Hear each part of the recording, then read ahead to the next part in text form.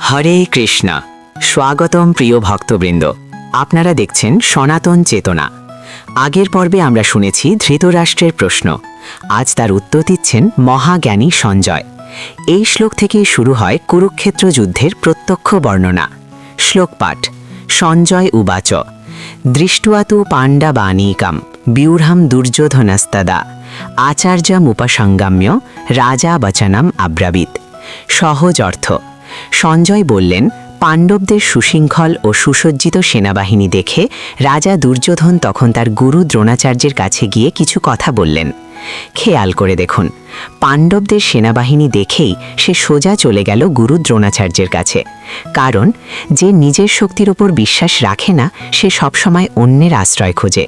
ধর্মের পথে যারা থাকে তাদের মুখে অহংকার থাকে না, কিন্তু অন্তরে থাকে অদম্য সাহস। আর অধর্মের পথে যারা, তাদের বাহ্যিক শক্তি থাকলেও অন্তরে সবসময় ভয় কাজ করে। এই একটি শ্লোক আমাদের শেখায়, অধর্ম কখনো আত্মবিশ্বাস দিতে পারে না।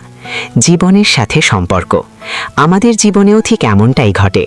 যখন আমরা অন্যায় পথে চলি, তখন সামান্য সত্যের মুখোমুখি হলেই আমরা ভয় পেয়ে যাই। আর যখন সত্যের পথে থাকি, তখন একা থাকলেও আমরা দৃঢ় থাকি। এই জন্যই ভগবদ্গীতা শুধু যুদ্ধের কাহিনী নয়, এটা আমাদের প্রতিদিনের জীবনের দর্পণ। আপনি যদি গীতা থেকে জীবনের দিশা খুঁজতে চান, ধর্ম, ভক্তি ও কৃষ্ণ চেতনার পথে চলতে চান, তাহলে এখনই সনাতন চেতনা চ্যানেলটি সাবস্ক্রাইব করুন। ভিডিওটি ভালো লাগলে লাইক দিন, কমেন্টে লিখুন হরে কৃষ্ণা, আর এই জ্ঞান ছড়িয়ে দিতে শেয়ার করুন। আজকের পর্বে এখানেই শেষ।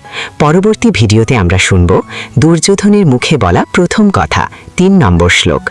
সকলের জীবনে ধর্ম প্রতিষ্ঠিত হোক, এই প্রার্থনায়। হরে কৃষ্ণা। জয় শ্রীকৃষ্ণা। জয় সনাতন ধর্ম।